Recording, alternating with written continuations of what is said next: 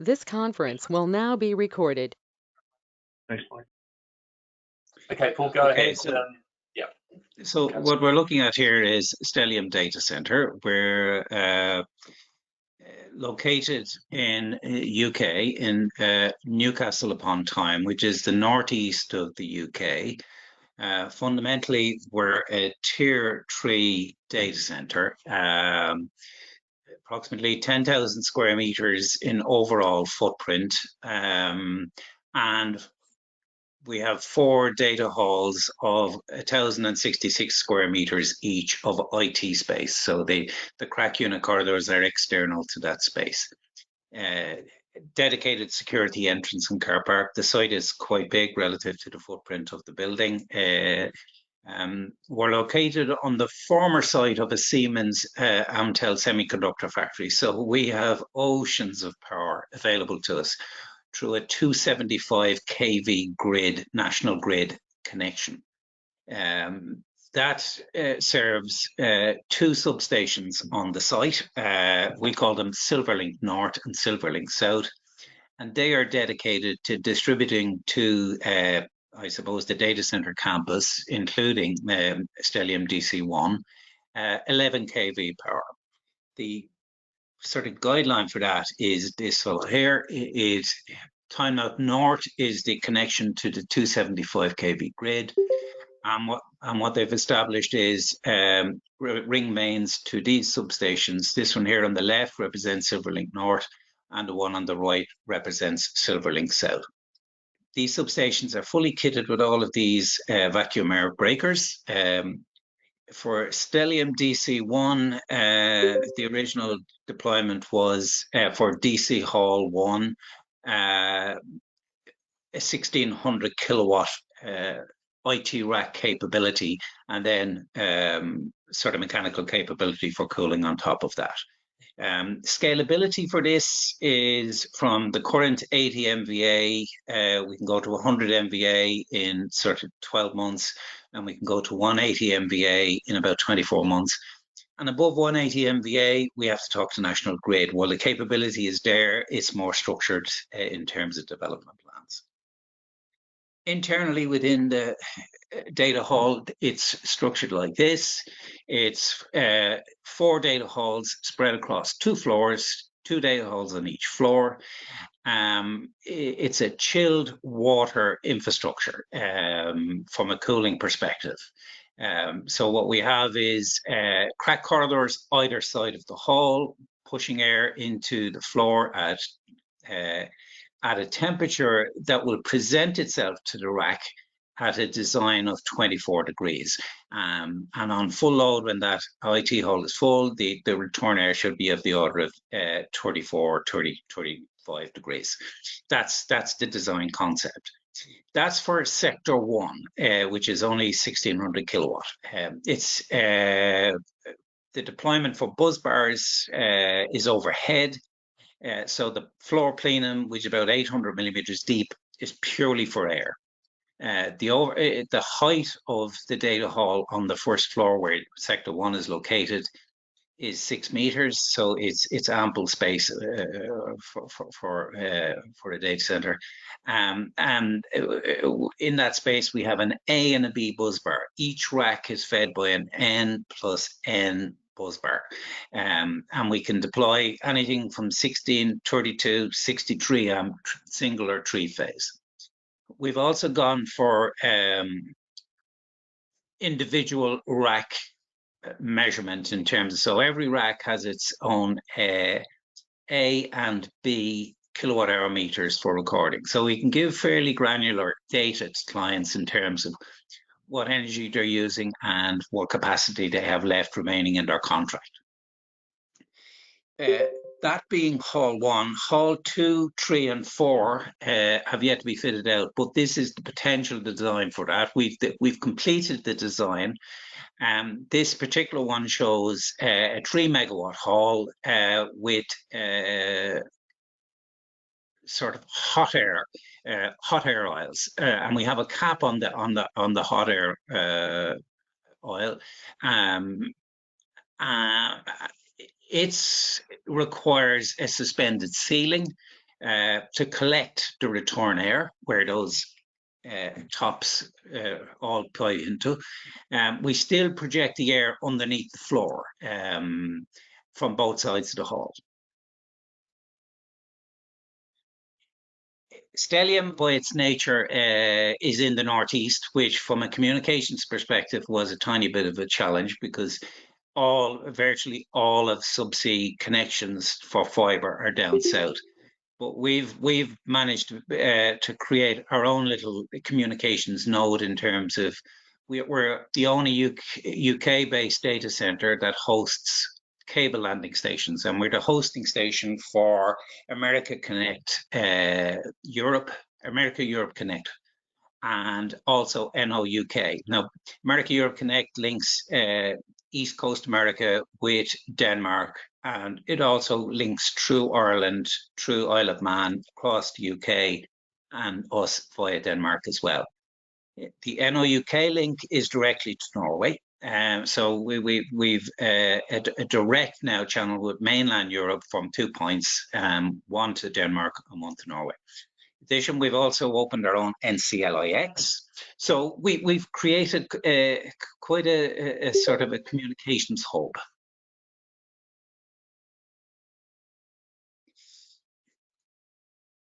In addition, we have our own metropolitan area network. We're based in a business park on the outskirts of the city. So what we've done is we've created a metropolitan area network which facilitates providers coming into us. And that was the objective. We wanted to make the last 4 or 5 miles convenient for them to join. So I don't want to torture you with too much detail of this. I should really now migrate onto our formal application.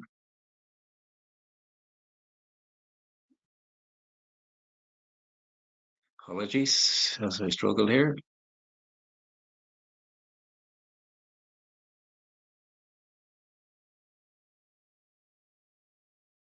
Let's see.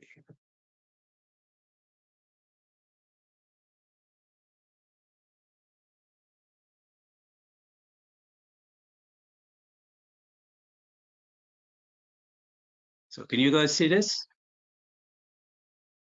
Yes, we see. Our checklist? Yeah, that looks good. Thanks, Paul. Yeah. So from the building, the access perspective, it's a purpose-built data center. So it has all of the design features that you would expect out of a purpose-built data center, which is a loading dock with a dock leveler that can facilitate a 40-foot container with roll-on, roll-off without any obstructions. The delivery pathway has sort of a significant sort of 4-meter wide sort of roller shutter, and it's 3 meter high. So the actual platform that you drop onto is quite substantial. And then as you move out of the pathway into the white space, towards the white space, the route, again, unobstructed route, is sort of approximately 2.4, 3 meter wide, 2.7 meter high doors, and 1.8 meter wide. In the corridor on the ground floor is concrete, so you have a 20 kilonewton plus facility. On the first floor, the corridor is a suspended kingspan floor. It has a 12 kilonewton capability for dynamic loads, but for rolling loads, it's 4.5. So it requires to be decked out. Now that's for sector 1. For the other sectors, as they're being fitted out, they will get 20 kilonewton floors, and the rolling floor load will be certainly a little bit better than the 5 kilonewtons. We may still end up having to use sort of platforms to facilitate the rolling load. The unboxing and pre-staging area, again, is concrete, so it's 20 kilonewton plus. The pre-staging area for concentrated load, again, 20 kilonewton plus. Let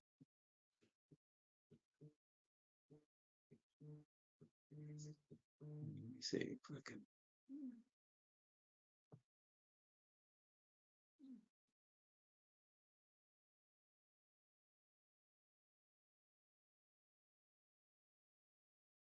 We've no ramps in terms of gradients within the data center. It's a level floor. On the ground floor is completely level from point of entry, the loading dock, right the way through to white wall space on level 1.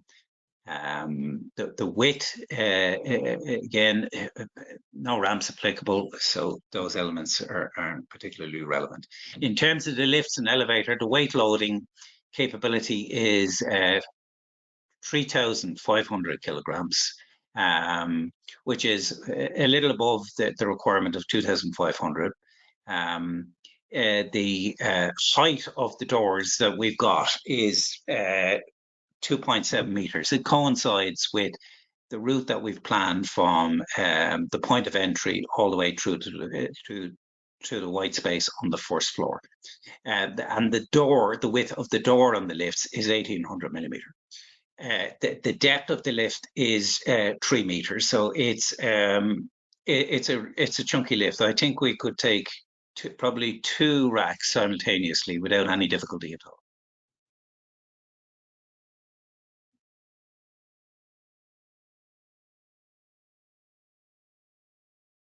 Apologies.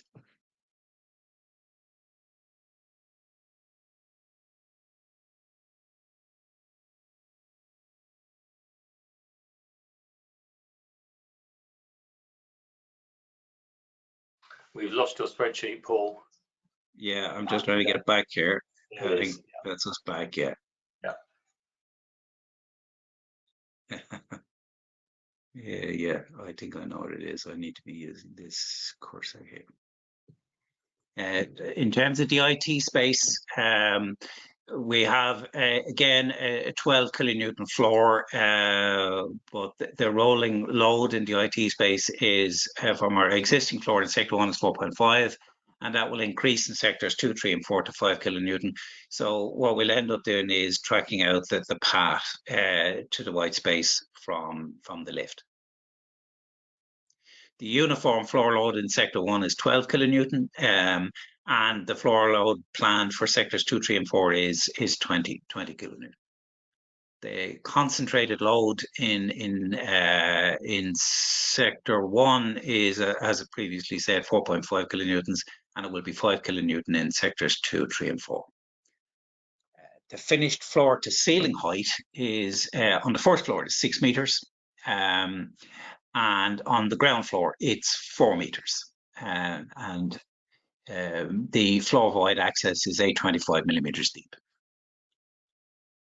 From the electrical connections perspective, what we have is, as I said, overhead bus bars in N+N configuration, capable of tap-offs, bus bar tap-off, single phase, 3-phase, all the way up to 63 amp. And some of the bus bars we put in on one end of the hall are slightly bigger than the rest. We have 250 amp bus bars generally, but we put in some 400 amp bus bars to accommodate some potential HPC that could, we could get a higher density than 63 amp for that. But it's all 3-phase, 50 hertz. Our connection preference to client racks is the IEC commando. We in the UK they reference it as a commando socket, but it's the IEC connection. So we have capability to do both UPS and non-UPS, but the non-UPS would have to be at scale. Each data hall is fed by 1,000 kVA. Two 1,000 kVA UPS. So we could justifiably run one of them through bypass because we have external maintenance bypasses on both, and the other one on UPS. Or if it was a full deployment, then we could run the whole lot on let's say maintenance bypass. Fresh air is to F7 standard, which is ASHRAE. Our normal temperature is capability is 10 to 12 degrees in sector 1, but it's 12 degrees plus in sectors 2, 3, and 4.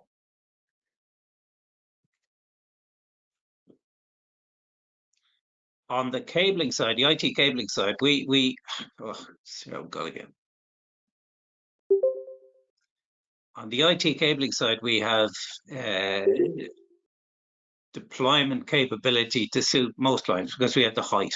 And our natural infrastructure is the top level to be stellium, and then a number of levels below that to establish client requirements. We'd normally use a combination of both basket and panduit type fiber, where we have soft dropped into client racks, generally at the front. We have a tendency to run power to the back and fiber to the front.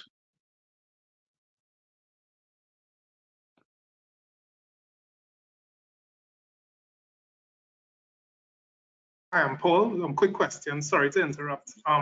Yeah, I was seeing there that you have in line 49 maximum rack density that you have rear door coolers. I don't know if I joined late, and you did, but in the presentation you said they were crack units with chillers. We have capability with chilled water. You have capability. We have a ring main which circles the data hall.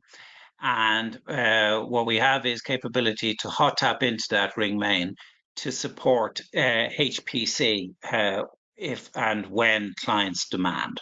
So the core space has crack units with chilled water cooling the core space. But there is a huge demand heading our way for HPC. And that'll be for deployments from anything from about 15 to 20 kilowatt to probably 70, 80 kilowatt. And we have a rear door capability in terms of that it's a chilled logic unit that can do up to about 90 kilowatt. And we can hot tap that into our chilled main. Okay, and how are those rear doors, those units that are equipped for rear doors, are they in the cold aisle? Are they in sector 1 with the cold aisle? Well, in sector 1, it is a cold aisle deployment that we've got, yeah. Okay, so in sector 1 with the cold aisle deployment, those units, I'm guessing they don't have rear doors. They don't have rear doors Okay.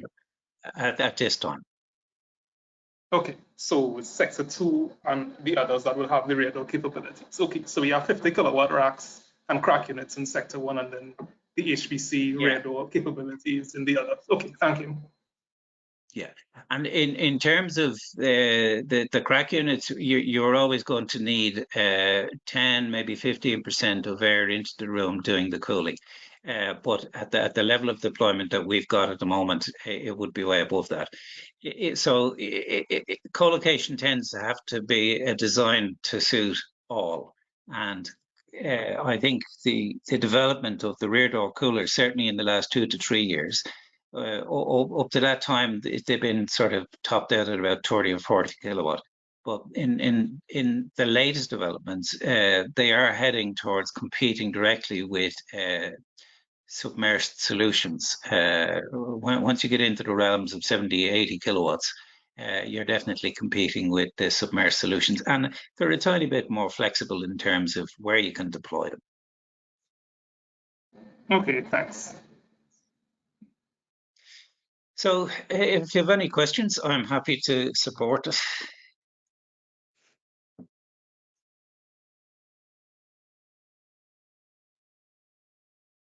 Paul, do you have a slide in your presentation that shows how your data center meets the OCP tenants? In terms of efficiency? Yeah, just wondering if you have a slide that shows how like the efficiency aspects of your data center aligns with the OCP tenants, or is that the complete? I don't have a dedicated slide for it. If we go back to the slide deck,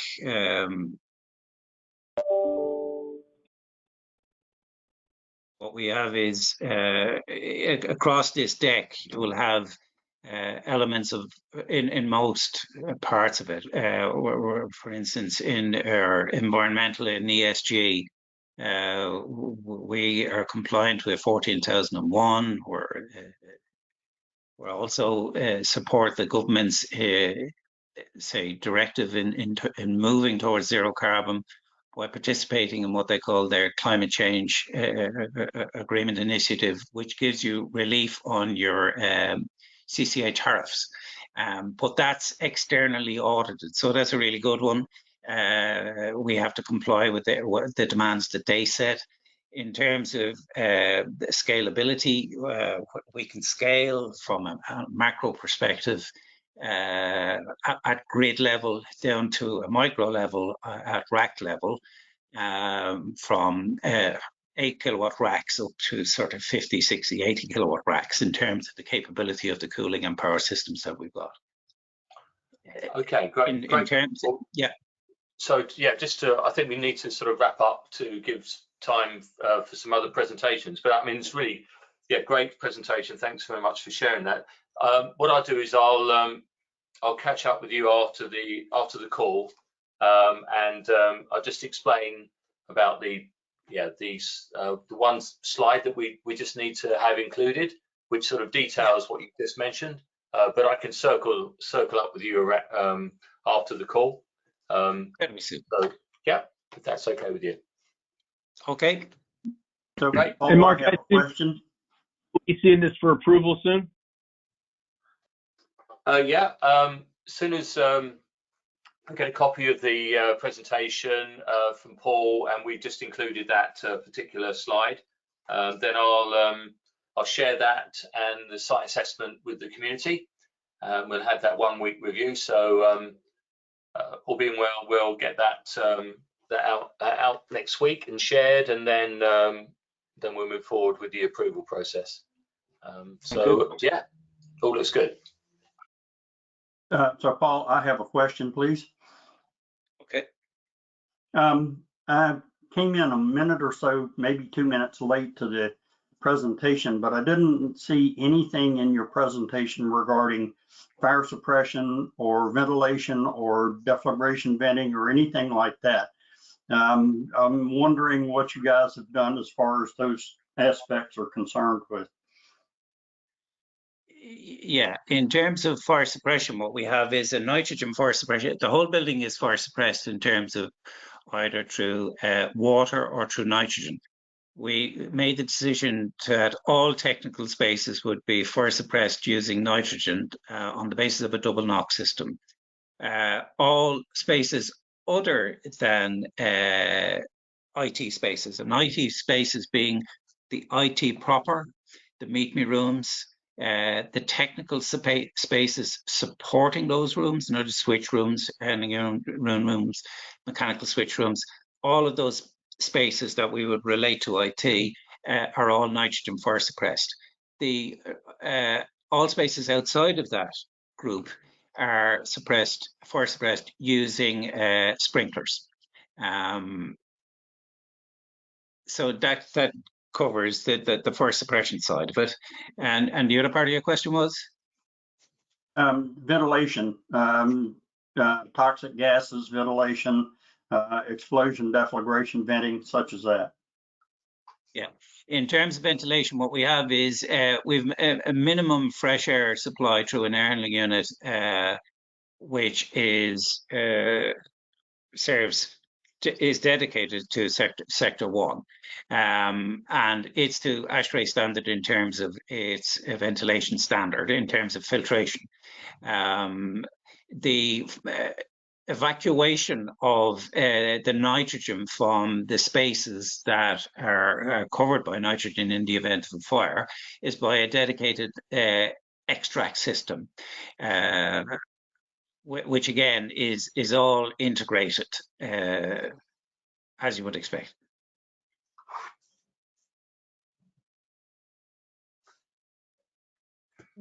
Okay, very good.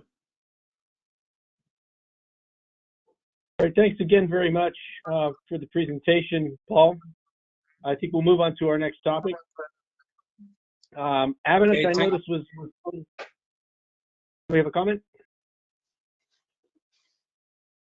The next topic we had on our agenda was an update from the data center automation work team. Avinash, I know was on a little bit ago. Are you still there, Avinash? Do you have an update for us? Yes, I'm here. Oh, great. Floor is yours. And, oh, thank you. And I see that Georgios is also on the call. I've been working with him.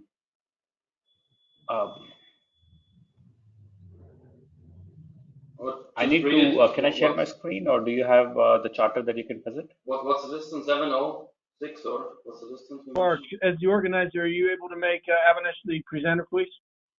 Yeah, I'm just looking for him on the screen. What are your initials, Avinash, on here? I can't see. AP, Avinash Panga. Yes. Sorry, I see you've got your video. Okay, I will do that now. There you go. Perfect. Okay. So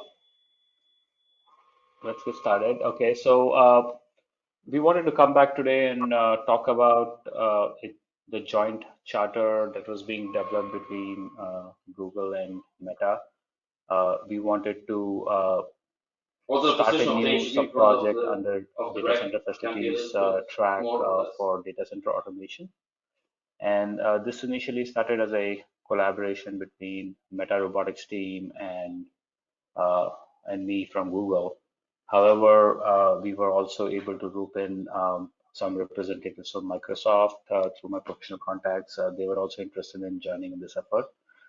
So they have confirmed their intention to join the charter about 1 or 2 weeks back, and they have been working with us in developing this joint charter document. Is my screen visible to everyone?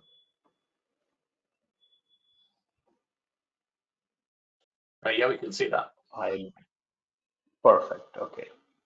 And I will also spend, let me just quickly review the charter document, and I also want to make sure I give some time to Georgios to talk about his side of things. Georgios is on the call, and he's the second one on the list here, and he was also a collaborator in developing this document. So we have Eric, Georgios, and Kurt from Meta, me from Google, and we have Shashank Gupta and Zainab from Microsoft who have collaborated on this document, and we are putting them as members of this charter.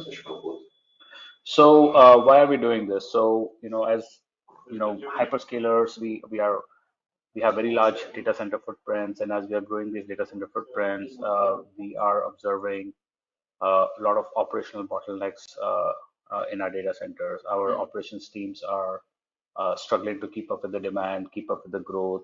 The number of racks they have to install are growing. The number of machines they have to repair are growing. The number of parts they have to handle is growing. And because of this, we believe that automation and robotics can be a significant part of the solution. But when we developed this charter, we really thought about what are the goals we are trying to achieve at a higher level. And one of the first goals we wanted to hit was helping the industry players understand the operational bottlenecks and the safety issues in the current data centers in operation as well as construction phases. And this is basically a way to just present the problem statements jointly to the industry bodies so that industry can develop solutions for all of us together instead of us working independently with different companies. When it comes to operations, we wanted to focus on 4 particular subdomains. One was material movement automation. For example, Meta has shown some videos of their rack move process where they're using tuggers to move racks. We have some internal process of moving material using conveyors as well as smaller robots. The second scope was for asset tracking automation. So we handle large amount of IT equipment. We have a lot of inventories that are being scanned using barcodes, a lot of times by human techs with the handheld devices. So we really want to make this process faster and think about ways we can do asset tracking automation. Uh, third third item on our list was media management automation. So this involves the end-to-end Yes, we can lifecycle show you some management of video. hard drives and DIMMs, how we can establish circularity of these components, how we can reuse components that we are done with and use uh, the harvested parts in making new components. Hard drive circularity is a big theme that everybody's talking about these days.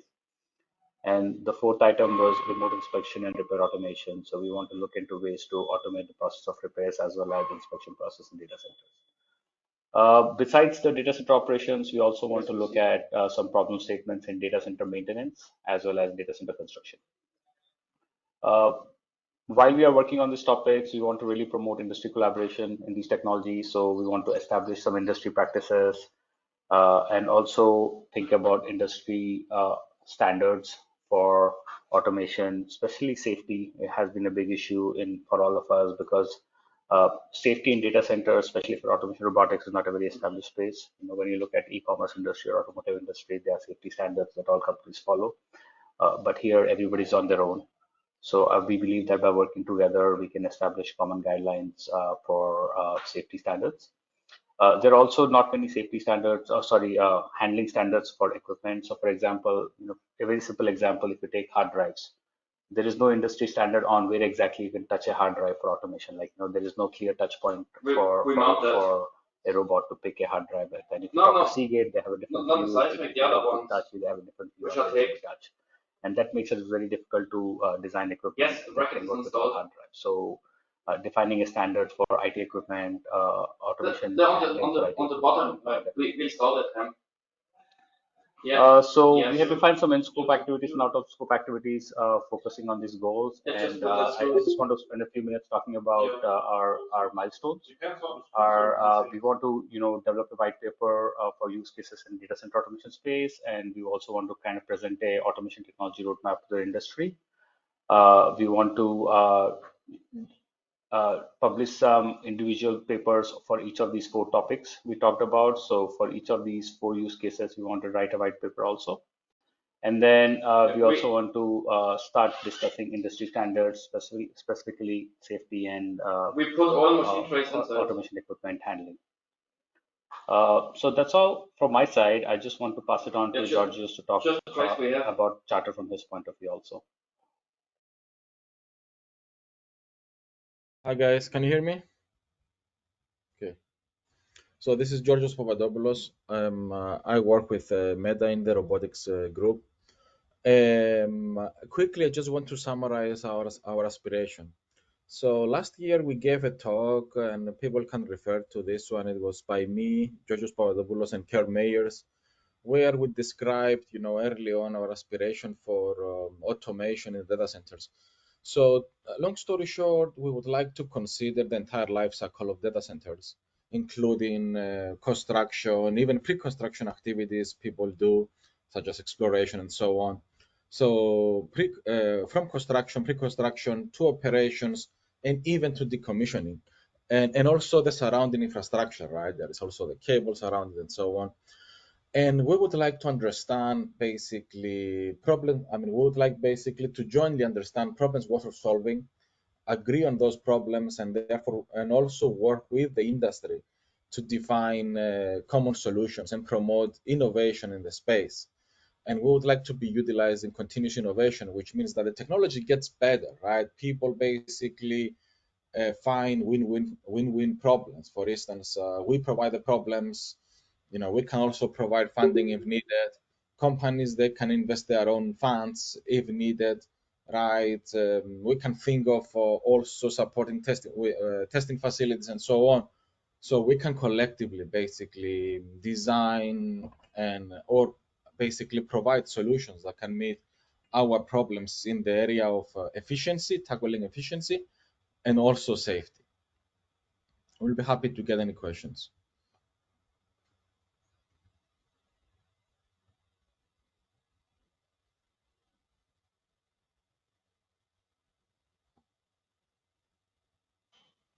If we don't have any questions, I would like to ask what are the next steps to for this charter, Yes. right? So we have developed this charter. So maybe we can get some idea about what are the next steps about officially sending it to OCP and getting it established as a subtrack under DCF. Yes. What do we need to do?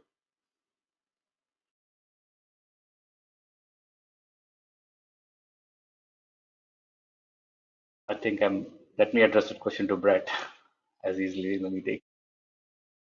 Yeah, I was muted. I'm sorry, Avinash. Mark, can you address that question? I am not familiar with what the process is, I have to confess. Mark, what would the next steps be to solidify this charter or seek approval? Does this have to go to the incubation committee? I think normal process is to socialize it within the DCF community, and give the group an opportunity to make comments, and the authors to then reflect on those and make any changes as necessary. So I think that's really the next stage. So Avinash, Georgios, you can then after this call, you can send an email out to them, to the DCF mailing list with a link to the document, and provide commentator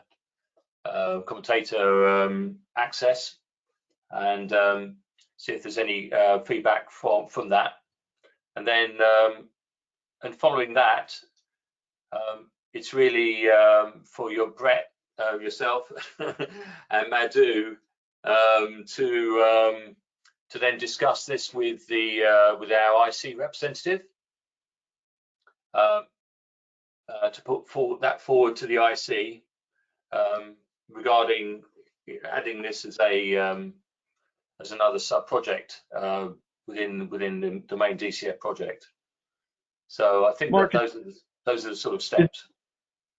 Is there anything besides the I'll call it the finalized charter once we get a comment period and have a review and finalize that? Is there any kind of formal request, or we just make a request to get on the agenda of the incubation committee and then present the charter? Is that a fair way to go forward? I think you also need to include Rob Coyle, okay, who's our program manager in OCP, and also and then he can then sort of discuss this with the foundation as well, so that they're aware that this is being proposed. So Rob Coyle is really he's the main sort of contact and has that responsibility around the projects as part of the the programs that we have. I think Rob is the sort of main person to be included in the conversation prior to any sort of formal sort of adoption of this particular sub project. So what you're proposing is talk to Rob. Maybe we need to get a meeting with him, or we just send him the message, the link. Georgios, if the two of you would send the draft charter to the distribution list as Mark suggested, I'll touch base with Rob and determine, can we use the next month as kind of an open period to collect comments and adjust appropriately, and then use next month's meeting perhaps to set the next step is going to the incubation committee. I'll check with Rob and make sure that timeline's realistic, but I think if the two of you can get it out to the community for comment, that would be great. I'll take care of the more administrative piece of it. Off the shelf. Understood. And where can we get the distribution list to share this chapter? Yeah, it would go to the distribution on the meeting invitation. Same group of people. Understood. We'll do that. Thank you. Thank you. Thanks, guys. And we had, if there are no other comments on that, thanks, guys. And we did have, I saw John Lutz is still on, so we did allocate some time for him to introduce a proposal for a work stream on ergonomics and safety. John, the floor is yours. Okay, excellent. If you want to pass me presentation, I've got a quick one we can run through. We won't go super deep today, but more of just an introduction to the effort. Okay, yeah, I'll make you presenter, John. And I keep getting muted, so I don't know if it's GoTo or if it's me. All right, hang tight. Let me find it. Here we go. Okay. Everybody see that? Yeah, that's good. Awesome. Awesome. All right. So, just a little bit of background about me. So, I support Google Data Center's hardware design safety team, and my teams are focused both on the infrastructure and the hardware sides of the house at really identifying and mitigating risks. Right. Oh, there we go. Identifying and mitigating risks early. So, one of the things we've found is there is not a lot of momentum or a lot of dialogue around safety within the industry. And we'll go into that in a minute, but I love this picture because it tells a story, right? So if you go and you search for contributions on safety, you don't find much, if anything. Now, that's not to say that there's no safety content on Open Compute. There are safety items, embedded in other contributions, etc. But I feel that there's a significant opportunity for us to explore dialogue at a higher level. And safety requirements are out there. There are compliance requirements. A lot of folks that are familiar with them, et cetera. It's not new, but the opportunity to align on the hyperscaler side is. The challenges that we're running into, we are seeing what tends to be like we're bringing up a safety risk. It's like the first time it's ever been brought up. We know that's not the case, but we want to get that dialogue enabled so that we can really help stop worrying about the 80% on the right-hand side of product development, of hardware development. We want to make sure the bases are covered. And there are some challenges with regards to the way that standards work within the hardware space, just as they work within the infrastructure construction space. You get a lot of different interpretations, and you get a lot of standards that are difficult to consume. Those requirements are not necessarily centralized, they're buried in multiple different places. And what we find and what we're dealing with on the right-hand side is those escapes, those things that get through that probably shouldn't have gotten through in development from a vendor, et cetera. Then we deal with it in the design process and in the field. So the opportunity that I see here is really alignment at the hyperscale level to what baseline hardware safety requirements should be. We are all hyperscalers put a great deal of resources to ensuring safety in our design. But again, we're taking action on that 80%. And if we could get those covered upstream, we can unlock deeper dialogue and innovation. And the other piece of this opportunity, the business bottom line, is with the massive growth in capacity demand, that's going to come with a growth in product demand, especially from off the shelf, ready to go integrators and providers. And if we can address safety risks upstream, it's going to make all of our lives easier. It's going to unlock business velocity. With hyperscalers, we've been doing this a while, right? We've got a lot of internal learnings for internally developed hardware, et cetera, and really great positioning to influence the industry.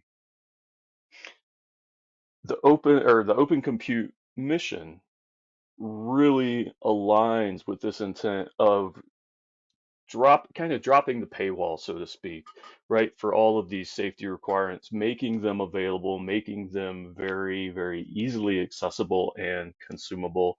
And I had to put this last piece in here. We can do this without giving away the secret sauce. So I've kind of touched on all of these already, but there's a significant impact not only for the hyperscalers here, but for the industry at large.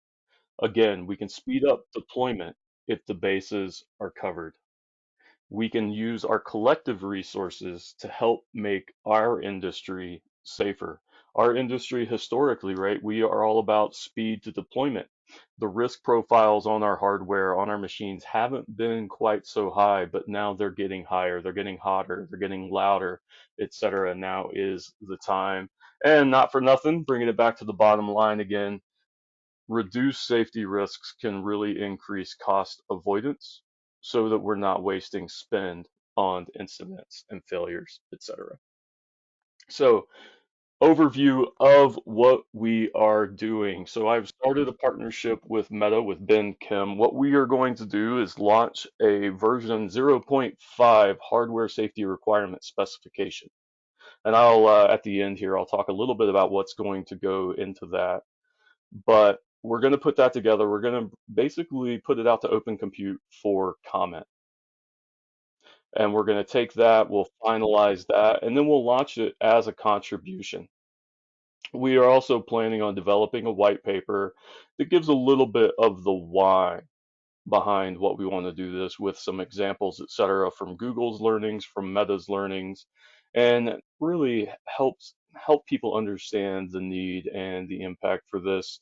And we definitely want to get this presented at an upcoming summit, hopefully in 2024. So the areas of focus where we're looking at aligning on hardware safety requirements are really the big Pareto of where we're running into challenges. You know, it's no accident, and it's not necessarily alphabetical that acoustics is first and foremost, because that is a very big focus area. But each of these categories we are going to address together, get it out to Open Compute, and hopefully raise the dialogue. And that, in a nutshell, is about it.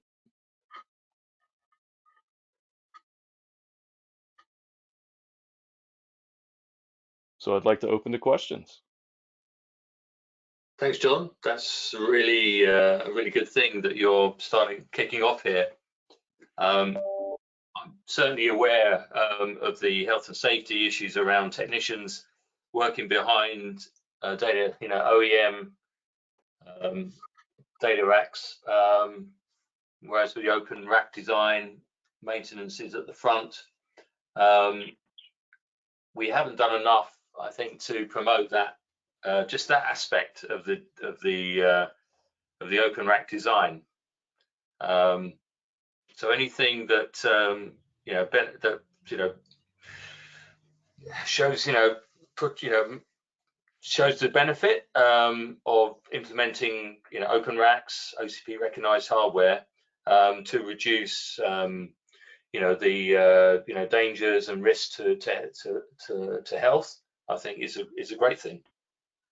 Absolutely. Absolutely. And that's really what we want to do, right? Because as we are evolving within the industry, and then there's new technologies, of course, that are going to bring a whole new host of safety challenges like immersion cooling, et cetera. We really want to align and get our bases covered so that we can unlock and address those new challenges as they emerge. Yeah, no, I'm definitely getting questions about what are OCP doing about providing guidelines around working with hot dielectric liquids in in certain liquid cooling solutions. I've been asked about are there any guidelines around acoustic and ear protection. So I'm certainly getting asked questions when talking to people within the industry, and we don't have anything. We have no guidelines. So and clearly, people in the industry are asking these questions, and I think we're right. I think you're right. We can take a lead in this. So I think. John, I am very interested. This is Don Mitchell. I work with the Cooling Environments Group there, and very interested in how you cross over some of these safety issues, as well as already implied by Mark Dancy there, that with the cooling environment liquid side, if you will, the Yeah. immersion cooling, the MOPs, SOPs. They have a lot of work streams. Are you aligned with any of those work streams at, for example, with immersion cooling? Not quite yet, but happy to support. Okay. The overcoming barriers and adding liquids is one of the key aspects we're looking at, and you highlight the safety aspect, which really ties into lack of SOPs, MOPs, and operating procedures overall for handling liquids in your data center, which is probably an underlooked aspect or a work stream in and of itself. So I agree. I think I'm happy to support. appreciate it. Awesome. All right. Well, thanks for the time, guys. Hey, Joe.